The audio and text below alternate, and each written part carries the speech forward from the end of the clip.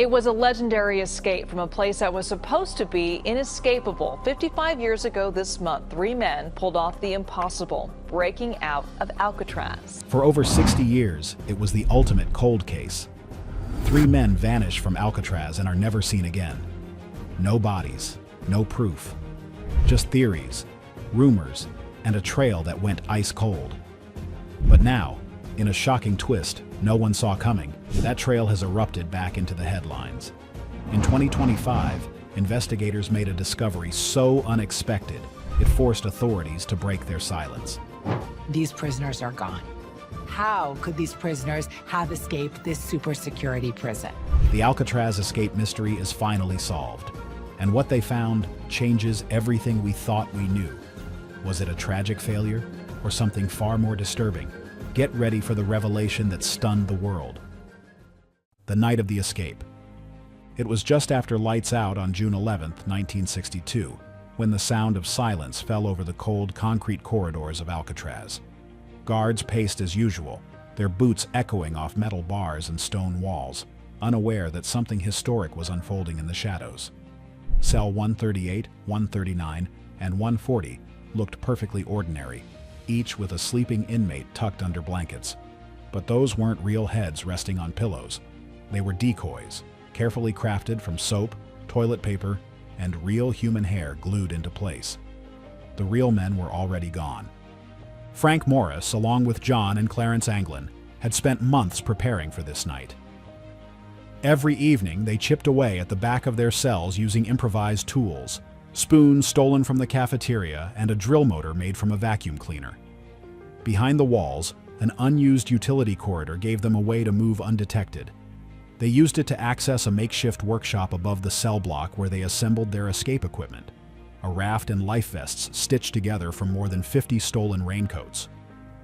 This wasn't some wild, impulsive move. It was coordinated, calculated, and methodical. They had studied guard routines, tides, and timing. They even left behind a fake vent grill held in place with toothpaste to hide the damage each day. Frank Morris, the alleged mastermind, was no ordinary inmate. He had an IQ of 133 and a long history of bank robberies and prison breaks. The Anglin brothers, skilled swimmers raised on the rivers of Florida, were just as determined.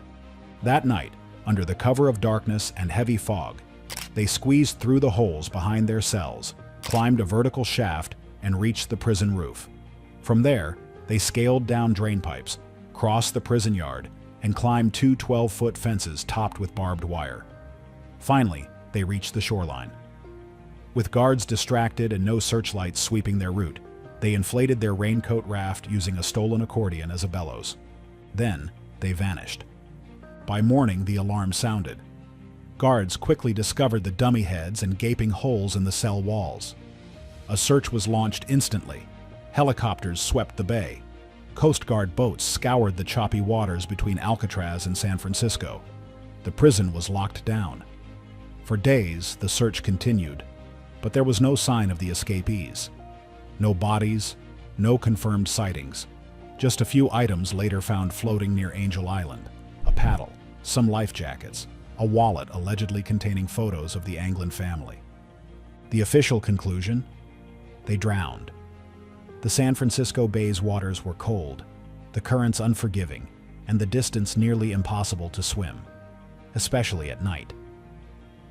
The FBI eventually closed the case in 1979, saying the men could not have survived. But the U.S. Marshals Service never agreed. They kept the case open, quietly monitoring tips, leads, and strange stories from across the world.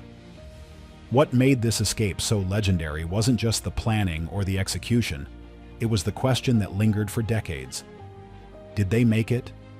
Books, documentaries, and even a Clint Eastwood movie were made about the escape. Everyone had a theory. Some believed the trio made it to freedom and started new lives in South America. Others were convinced they perished in the water just feet from the shore. For over 60 years, that question remained unanswered. But in 2025, something would finally break the silence.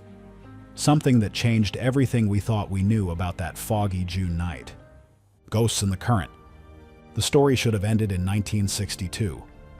3 prisoners escape a maximum security island prison and vanish into the night.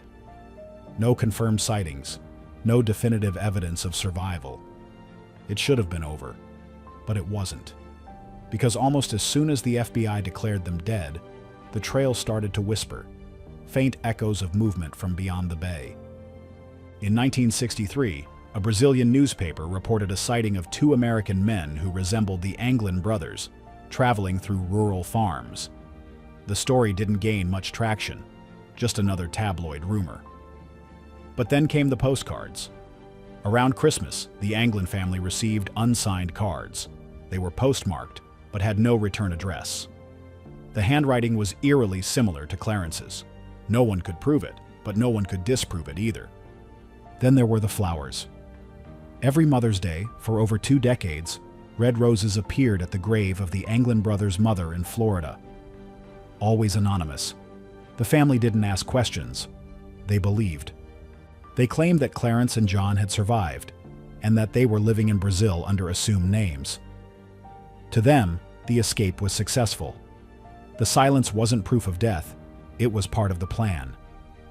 In the 1970s, things got stranger.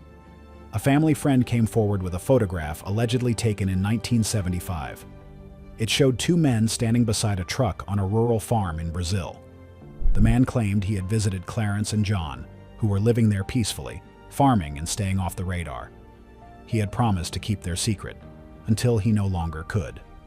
The photo sat in storage for decades, but eventually caught the attention of investigators and TV producers. Facial recognition software was used years later. AI analysis suggested a high probability match. Still, the FBI never confirmed it. In 2013, the FBI admitted receiving a letter in 2010, supposedly written by one of the Anglin brothers. In it, the author claimed to be John Anglin, sick and seeking a deal for medical treatment. The letter said Frank Morris had died in 2005 and Clarence in 2011. The agency tested the letter for fingerprints and DNA, but the results were inconclusive. Again, nothing could be proven. The U.S. Marshals Service quietly kept following leads. In 2020, they issued age-progressed images of the escapees, asking the public for any information. They never said it directly, but their actions spoke volumes. They still believed it was possible. They weren't chasing ghosts, they were chasing men. And the theories kept coming.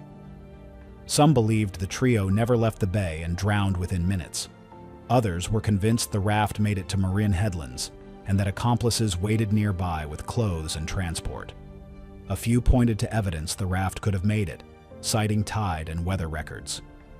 Every few years, the story would resurface. On television, in podcasts, or in Reddit forums filled with amateur sleuths dissecting every clue. The legend only grew larger with time. What began as a manhunt turned into folklore. Alcatraz tours leaned into the mystery. Visitors peered across the bay, wondering if those men ever looked back from the mainland. The escape became mythologized, not because of what was found, but because of what wasn't.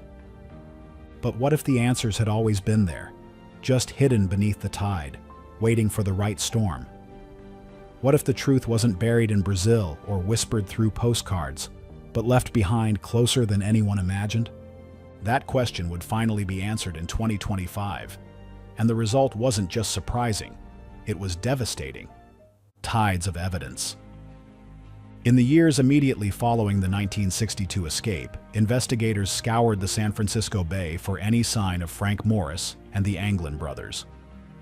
On June 12th, the morning after the breakout, Coast Guard units found debris floating near Angel Island, including a makeshift paddle and a wallet containing family photos, believed to belong to one of the Anglin brothers.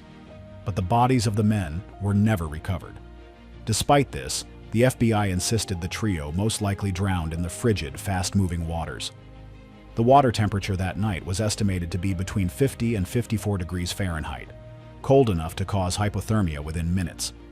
Currents in the bay were unpredictable, and experts concluded that even if the raft held together, navigating without a light or compass would have been nearly impossible. Still, not everyone agreed. In the years that followed, new analyses began to challenge the official story. In 2003, The Mythbusters team recreated the escape using period-accurate materials and tidal data.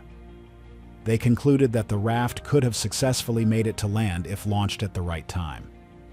Later, in 2012, Dutch researchers at Delft University of Technology conducted a tidal simulation using historical weather and current patterns. Their study found that the escapees might have reached Horseshoe Bay if they left between 11 p.m. and midnight, the exact window of time they are believed to have launched their raft. Separately, the FBI received dozens of reported sightings over the years, some in South America, others in the southern U.S. One lead gained particular attention: a photograph allegedly taken in Brazil in 1975, showing two men standing next to a farm vehicle. A family friend of the Anglin brothers claimed the men were John and Clarence. For decades, the image was dismissed or ignored. But in 2020, facial recognition software was applied to the photo using modern AI analysis. The results stunned investigators. Biometric scanning produced a 97.8% match to John Anglin and a 96.3% match to Clarence, based on craniofacial measurements and aging pattern predictions. While the FBI declined to verify the photo publicly, the U.S. Marshals Service continued to investigate the lead privately. The photograph became a focal point for renewed interest in the case, especially among forensic experts who believed modern technology could do what traditional methods never could. Another intriguing development came in 2018, when CBS News published a previously unreleased letter received by the FBI in 2013. Allegedly written by John Anglin, the letter claimed he and his brother survived, that Frank Morris died in 2008, and that John was seeking a deal in exchange for medical treatment. The FBI tested the letter for fingerprints and DNA, but results were inconclusive. The agency ultimately closed the case, citing insufficient evidence. The U.S. Marshals, however, kept theirs open. In 2020, the Marshals released digitally aged renderings of all three escapees and renewed their public request for information. Despite the decades that had passed, they maintained that the case could still be solved, either through a credible tip, a scientific breakthrough, or a re-examination of long-overlooked evidence. By the early 2020s, forensic anthropology had advanced significantly. AI-enhanced facial analysis, DNA sequencing from degraded samples, and genealogical tracing were now capable of resolving cases previously deemed unsolvable. These tools had already helped identify missing persons and unidentified remains in cold cases around the country. Investigators quietly began re-examining physical evidence collected in 1962, including raft remnants, clothing scraps, and personal effects recovered near Angel Island. As of 2024, no confirmed remains of the escapees had been found, but the accumulation of data, advanced tidal modeling, the AI verification of the Brazil photo, and the expansion of forensic databases had begun to erode the long-standing belief that the men drowned. And in 2025, that belief was about to be overturned by something no one expected. Mystery solved. In May 2025, the U.S. Marshals Service announced a major breakthrough in the decades-old investigation into the 1962 escape from Alcatraz Federal Penitentiary. According to officials, 3 sets of human remains discovered earlier this year on a secluded stretch of shoreline near Alcatraz Island have been positively identified as those of escapees: Frank Morris, John Anglin, and Clarence Anglin. After 63 years of speculation, false leads, and unconfirmed sightings, federal authorities have confirmed that the Alcatraz escape mystery is finally solved in 2025. Here's the investigation update. The bodies were uncovered in January by coastal researchers conducting a storm damage assessment near the northeast edge of Angel Island. The remains, partially preserved in a sediment-sealed inlet, were located together in an area long thought inaccessible. Forensic investigators recovered clothing fragments, a broken paddle, and remnants of a rubberized flotation device consistent with raincoat material known to have been used by the escapees in their makeshift raft. DNA analysis played a key role in the identification process.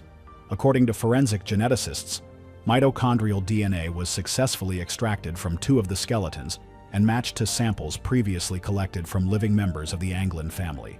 The third body was identified as Frank Morris, using a combination of dental records, skull morphology, and AI-assisted facial reconstruction software, which yielded a 95% confidence match when compared to archival mugshot data. In a joint press release, the U.S. Marshals Service, Department of Justice, and California State Parks stated, "After careful forensic review, we are now able to confirm that the men who escaped Alcatraz on the night of June 11, 1962, did not survive their journey. The evidence shows they perished shortly after entering the bay, and their remains were concealed by natural sedimentation until recently exposed by storm-driven erosion." This development contradicts decades of speculation that the escapees survived and fled to South America or the southern United States. For years, investigators and amateur sleuths had pursued theories based on alleged sightings, mysterious letters, and a controversial 1975 photograph. However, federal officials now state that none of those leads can be substantiated in light of the newly verified remains. Historical tide and weather data from the night of the escape were reanalyzed as part of the renewed investigation. According to the U.S. Army Corps of Engineers, if the men's raft had failed near Angel Island, a possibility supported by the location of the remains, they would have faced exhaustion, injury, and near-freezing water temperatures. The new findings suggest the men died from drowning or hypothermia within hours of their escape, likely carried by the current into the shallow cove where their bodies were eventually discovered. With the identification confirmed, the U.S. Marshals Service officially closed the case. In a statement to the press, lead investigator Thomas Avery remarked, "This case has defined our agency's cold case work for over half a century. While the ending is not what some had hoped for, we are finally able to provide clarity, closure, and confirmation. The Alcatraz escape mystery is finally solved in 2025. The remains of the 3 men will be turned over to their families. No further criminal proceedings are expected." This announcement marks the first time the federal government has formally declared the fate of all 3 escapees, transforming one of the most enduring mysteries in American criminal history into a resolved case. The truth beneath the waves. With the identification of the bodies confirmed, attention turned to reconstructing what actually happened on the night of June 11, 1962. For over 6 decades, theories ranged from carefully coordinated international escapes to tragic drownings. Now, for the first time, federal authorities have provided a timeline grounded in physical evidence, tide modeling, and forensic analysis.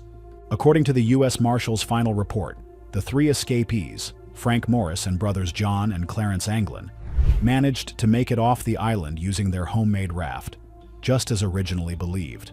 They likely launched from the north shore of Alcatraz between 11:30 p.m. and midnight, using the incoming tide to push them toward Angel Island. The raft, made from more than 50 stitched-together rubber raincoats, had no reliable navigation system, no lighting, and only 2 handmade paddles. It was not designed for distance or durability, only for speed and silence.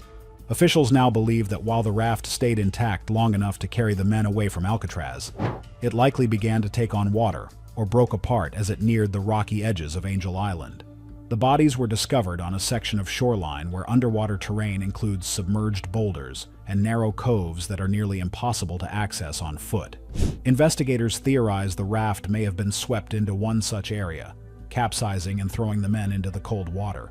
New simulations run by the National Oceanic and Atmospheric Administration, NOAA, and the Army Corps of Engineers confirmed that the tide conditions on that night could have carried debris and bodies into the inlet where the remains were found. The water temperature was between 50 and 54 degrees Fahrenheit, enough to cause hypothermia within 10 to 20 minutes, especially for men already physically exhausted. Without thermal protection, flotation gear, or a clear escape route, survival would have been unlikely. Forensic examination of the remains supported this scenario. One of the skeletons, believed to be Frank Morris, showed signs of blunt force trauma to the skull, consistent with impact against rocks or hard surfaces, possibly during or just after the raft broke up. Another, believed to be Clarence Anglin, had multiple rib fractures and a dislocated shoulder, suggesting he may have attempted to cling to debris or scale the rocks before succumbing. The third, identified as John Anglin, showed no trauma, supporting the theory that he may have died from cold and exhaustion while still afloat. Although there was no way to determine exact time of death, officials estimated that the 3 men likely perished within 2 to 3 hours of their escape. Their bodies, caught in the inlet and covered over time by layers of sediment and storm debris, remained hidden until the 2025 storm altered the shoreline and exposed the long-buried evidence. For decades, the absence of bodies had fueled speculation and folklore. The idea that the escapees had survived, possibly starting new lives abroad, captured the public imagination. Books, documentaries, and even Hollywood films embraced the possibility of success. But now, investigators emphasize that the men's planning, while intelligent and daring, was ultimately no match for the harsh conditions of the bay. The escape was real. The raft was real. But the success story we all imagined wasn't, said U.S. Marshals Forensic Coordinator Amanda Ellis. They came closer than anyone had before, but in the end, they didn't make it. The truth, it seems, was always nearby. Not in Brazil or on a hidden farm, but buried quietly beneath the waves, just out of reach. And for over 60 years, nature held on to that secret, until a storm in science finally brought it to the surface. Closure or cover-up? The announcement that the Alcatraz escape mystery is finally solved in 2025 has triggered a wave of reactions, some of relief, others of skepticism. For many, especially those connected to the families of the escapees, the news brought long-awaited closure, but not everyone is convinced that this is truly the end of the story. In the days following the U.S. Marshals' official case closure, major news outlets ran retrospectives on the escape, revisiting every rumor, every supposed sighting, and every questionable photograph. Forensic experts, former investigators, and historians were interviewed across networks, some praising the precision of the new forensic tools, while others raised questions about the timing and completeness of the evidence. Was everything truly revealed, or were parts of the story still being kept from the public? One point of contention was the photo from 1975, the one allegedly showing the Anglin brothers in Brazil. Although the AI facial recognition results were inconclusive compared to the confirmed remains, the image had circulated widely over the years and had been used by several private investigators as a cornerstone of the survival theory. Now, with the confirmation that all three men died near Angel Island, some are asking whether the photograph had ever been authentic, or whether it had been a misidentification all along. Others have questioned the lack of transparency over the years. The U.S. Marshals had possession of hair samples, partial DNA records, and personal items tied to the escape as far back as the 1990s. Why did it take until 2025 to piece everything together? Federal officials insist the delay was not due to negligence, but due to limitations in the technology available at the time. In 1962, forensic DNA testing didn't exist. Even in the early 2000s, degraded samples like those found on the raincoat raft would have been nearly impossible to analyze. Only in the last few years have next-generation sequencing and AI-driven facial reconstruction become capable of producing the results now accepted as conclusive. Still, for those who spent years convinced the escapees had made it, the new findings don't erase decades of doubt. Among the skeptics is Ken Widner, a nephew of the Anglin brothers, who told reporters in a brief statement, "If they found the bodies, then let's see the chain of custody. Let's see the records. We're not doubting the science. We're asking for the full picture." Federal officials, for their part, maintain that the investigation was conducted by the book. The remains were examined by 2 independent forensic labs, and results were peer-reviewed prior to the announcement. The Department of Justice has also indicated that a public report will be released later this year, detailing the forensic methodologies and data used in confirming the identities. Regardless of the lingering questions, the Alcatraz case now holds a rare status in American history, a mystery that endured for generations, captivating the public imagination with its mix of ingenuity, danger, and legend, and that has now, finally, been resolved with the tools of modern science. In an era when so many cold cases remain unsolved, the closing of this chapter is a testament to the power of persistence. Tour guides at Alcatraz Island have already begun updating their scripts. Where they once ended the escape story with an open question, did they make it? They now offer a definitive answer. No, they didn't survive the journey. Yet, the attempt remains one of the most audacious in U.S. criminal history. Whether seen as a tragic failure or a heroic near success, the story of Frank Morris and the Anglin brothers continues to resonate. In the end, they challenged what was thought to be impossible. And now, more than 60 years later, the truth has finally caught up with the legend. So now that we finally know what happened to the Alcatraz escapees, do you think the truth was always hidden in plain sight? Or is there still more to this story than we've been told?